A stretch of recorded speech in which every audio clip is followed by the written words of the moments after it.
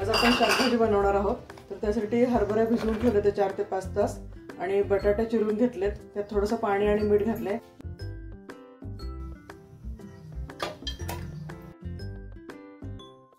आता आपण कुकरमध्ये ठेवून त्याच्या 2 शिट्ट्या करणार आहोत।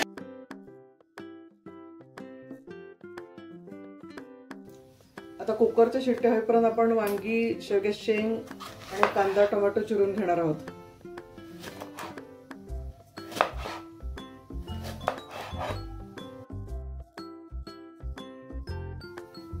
वांग काळा पडतं म्हणून आपण मिठाच्या पाण्यात घालणार आहोत।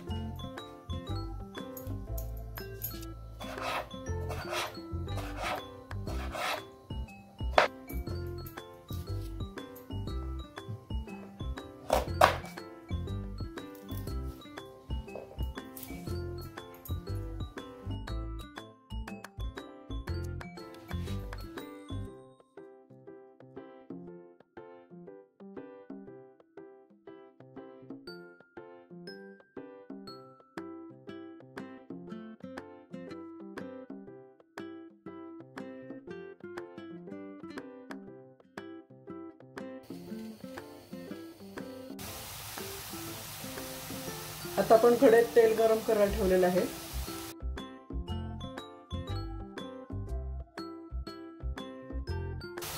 त्यात मोहरी टाकली,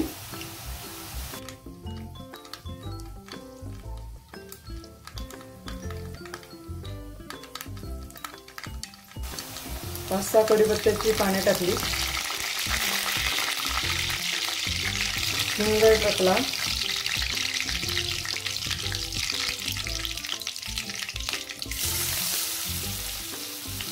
आणि कांदा टाकून परतून घेणार आहोत।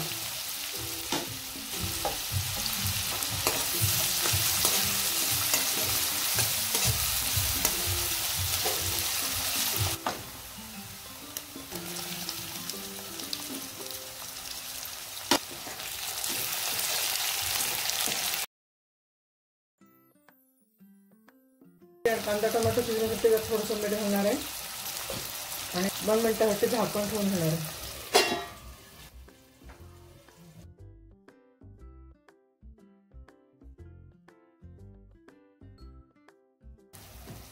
आता आपण ह्याच्यात हळद, लाल तिखट 2 चमचे, आपल्या आवडीनुसार आपण कमी जास्त करू शकता, 1 चमचा गोडा मसाला,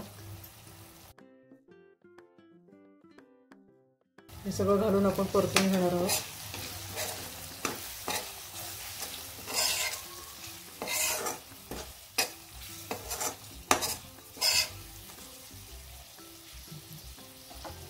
हे आपल्या कुकरमध्ये शिजवलेले बटाटे आणि हरभरे आहेत, ते आपण त्यात घालणार आहोत। आणि हे शेवग्याची शेंगा आणि पाण्यात टाकून ठेवलेली वांगी घालणार आहे आपण।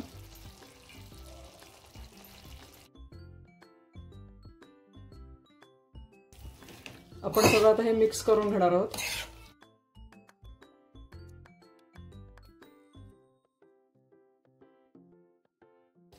चवीनुसार मीठ घालणार आहे आपण, थोडी कोथिंबीर घालणार आहे आणि पाणी घालणार आहे थोडंसं।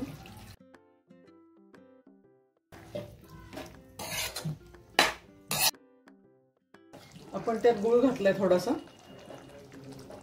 आणि झाकण ठेवून 10 ते 15 मिनिटं वाफवणार आहोत।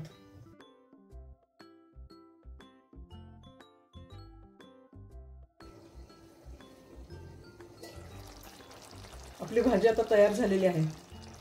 ही आपण पोळी, भाकरी किंवा भात ह्याच्याबरोबर खाऊ शकतो।